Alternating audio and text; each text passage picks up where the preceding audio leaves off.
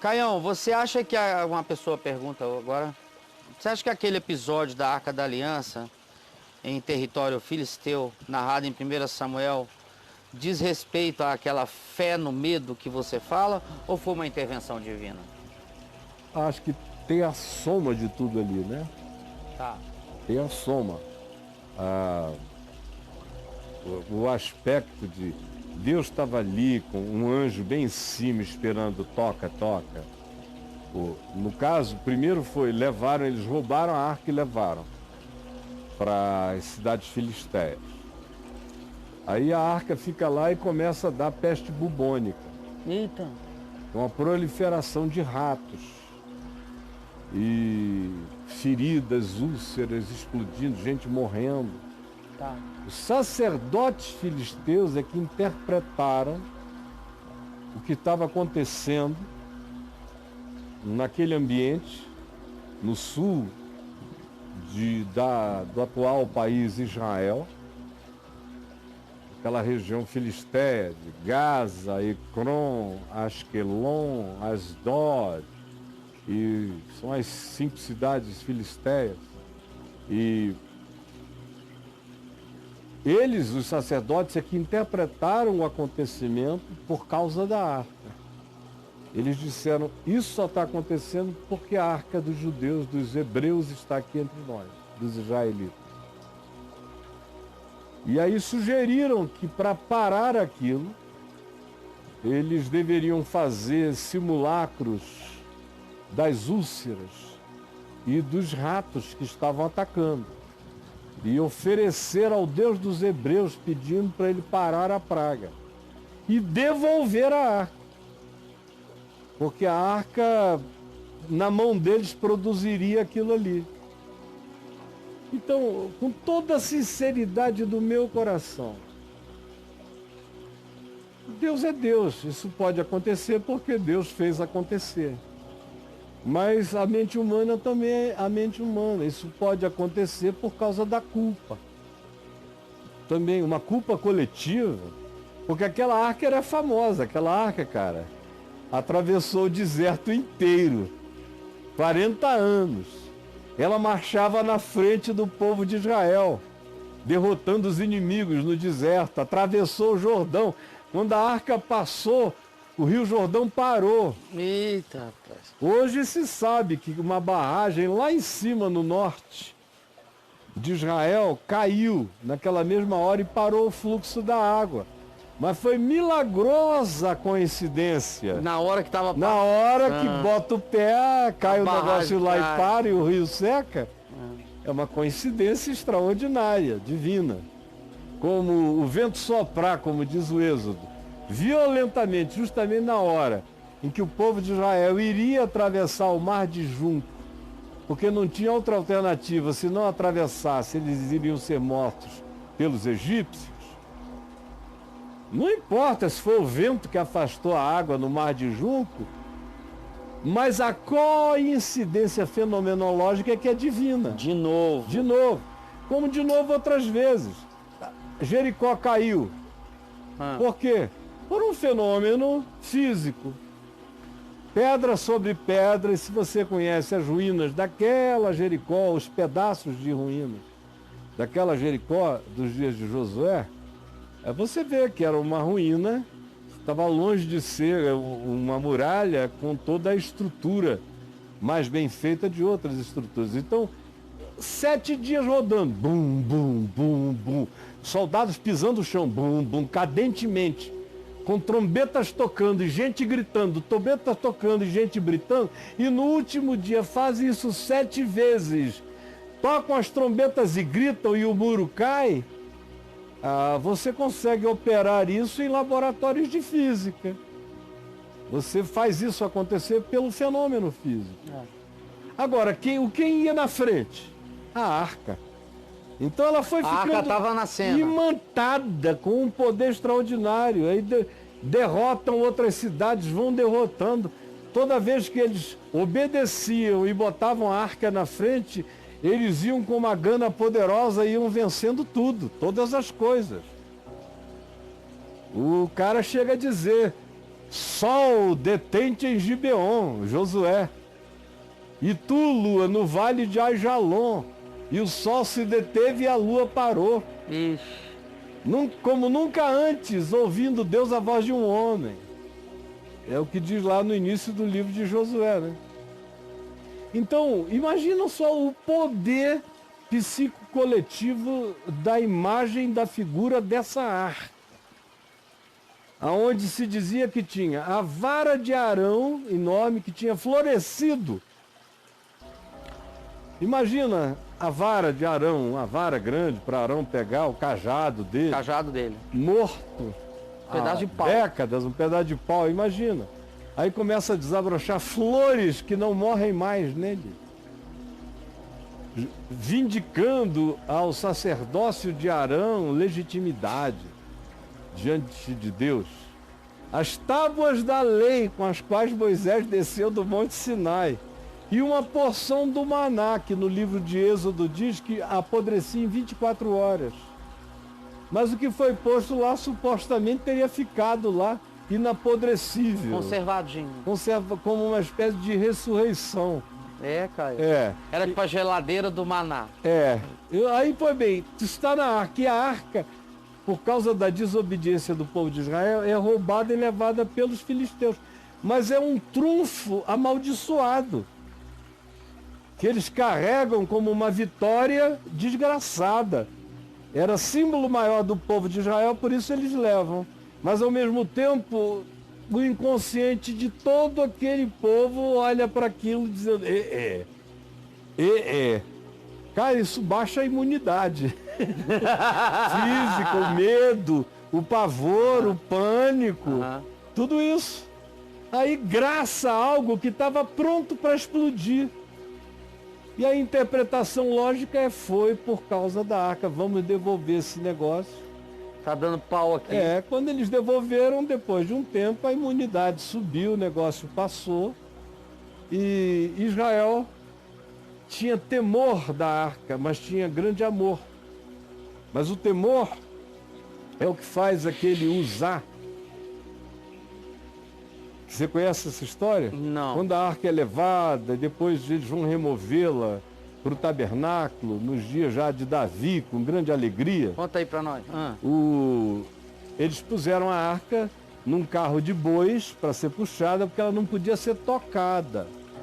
Ela não, carregada com varas por sacerdotes. Ah, tá. Ela pegada no ombro, no tipo andor. Sacerdotes.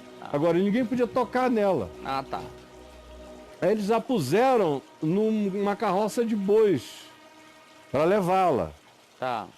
Só que no meio do caminho, a carroça deu uma virada num buraco e uma tombadinha. A arca começou a escorregar. Aí esse cara usar, numa angústia enorme de não deixar a arca cair, tocou nela. Quando ele tocou, ele morreu, fulminado. Que é isso? Você veja o poder extraordinário de uma psicossomatização do que a mente produz, do que o medo produz. Porque, sinceramente, eu não creio que foi Deus que feriu o cara porque ele pegou naquela arca. Você não vai por aí? Não vou, não consigo ir. É um fenômeno extraordinário, mas tem a ver com que a culpa, o medo, o pânico e o terror do luminoso, o terror do misterioso pode produzir num ser humano. E você veja, depois essa arca foi roubada, foi apanhada para lá e para cá, e nunca aconteceu nada com quem pegou, ela chegou a desaparecer, graças a Deus. Você já pensou se essa arca existisse até hoje? A idolatria desse bagulho, desse negócio, gerar. O que ela ia gerar? Vixe, não tinha Deus, nem Jesus, nem palavra para competir com uma arca dessa. Seria o maior bezerro de ouro de idolatria humana. Graças a Deus, naquele período ali do exílio em Babilônia, antes, durante, depois, no processo, ela foi roubada quando o templo foi destruído e levada. Aí tem teorias, que não vem um caso aqui contar as teorias. Tem teorias? Muitas. E uma delas é que ela foi levada para a Etiópia por Menaleque, filho de Salomão, aquela história toda. E por isso é que lá na Etiópia você não tem nem sinagoga e nem templos cristãos que não tenham um simulacro da Arca da Aliança. Olha isso. Isso já há 2.500 anos. Sempre tem um... Isso, as sinagogas. E depois de Jesus, as igrejas que foram começadas lá, e a tradição diz que foi por aquele tesoureiro da Etiópia, de Candace, rainha dos etíopes, narrado em Atos 8, que se converteu e foi batizado por Filipe na estrada entre Jerusalém e Gaza, e que foi de volta para a Etiópia, e começaram as igrejas a crescerem. Todas elas, tanto quanto as sinagogas, são marcadas por uma Arca da Aliança na Etiópia. Aí tem outras teorias de outros tipos e tudo mais, que não faltam, são teorias. O fato é simples. A única outra alusão à arca depois disso, vai aparecer já Jesus mencionando o que aconteceu com Davi e a arca e os pães da proposição. Aí depois você tem no livro de Hebreus uma alusão à arca, uma alusão simbólica, arquetípica, metafórica. E lá no Apocalipse se diz que então abriram-se os céus e se viu no céu a Arca da Aliança. Numa linguagem também arquetípica, simbólica e de natureza ilustrativa. Não é para pensar que a Arca da Aliança está no céu, porque a Arca da Aliança era expressão, como diz o livro de Hebreus, do que Jesus já fez. Jesus é a presença de Deus, Jesus é a lei da vida, Jesus é o sacerdócio eterno e Jesus é a incorruptibilidade do pão da vida. Está tudo ali, em Cristo. Aquilo virou sombra, virou um arquétipo passado. Mas se aquele objeto estivesse vivo hoje, pela madrugada, cara, o muro das lamentações já é aquilo ali, de idolatria, de bota-papel, de não sei o quê. Vamos derrubar as mesquitas para construir um terceiro templo. Se tivesse a arca, a humanidade não seria o que a humanidade é. Teria havido todo tipo de guerra por causa dessa arca. Porque o sagrado no mundo é um dos maiores propulsores de guerra. É a economia, a necessidade econômica de aumento territorial para que se tenha mais commodities e riquezas, e o sagrado, que é o que te dá a justificativa divina para fazer o assalto. É o sagrado. Então, pelo amor de Deus, a arca. Pois bem, meu amigo, eu acho que eu já te respondi. Só mais uma, com toda vai. sinceridade. Tem Por gente favor. aí que vai ficar zangada. Eu creio na ressurreição de Jesus. Só mais Ressuscitou dos mortos. Pega aqui, vem aqui. Comeu e bebeu na presença deles. Foi assunto aos céus. Agora, a arca, para mim, era uma simbolização, uma arquetipia. Tem até um autor chamado Graham Hancock, que escreveu alguns livros sobre a arca, Tá. que eu li há uns 30 anos atrás. Mas o Graham Hancock diz que a arca era uma máquina radioativa. É. Ah, tipo Você veja como a Césio viagem 137. ele diz que as tábuas da lei eram radioativas. E o que Moisés experimentou no alto do Monte Sinai foi uma experiência radioativa. Olha isso, cara. E provavelmente ele teve um encontro com extraterrestres que desceram e que deram aquela revelação para a humanidade se proteger da sua inteligência perversa. A consequência dessa radioatividade ficou na cara de Moisés, cujo rosto ficou brilhando. Ah, tá. E as tábuas esculpidas por esse pincel radioativo emanavam radioatividade. Por isso elas tinham que ficar protegidas do povo, isso e aquilo. E o povo atribuía esse poder a alguma coisa milagrosa da parte de Deus. e que o próprio Moisés teria morrido das consequências da radioatividade.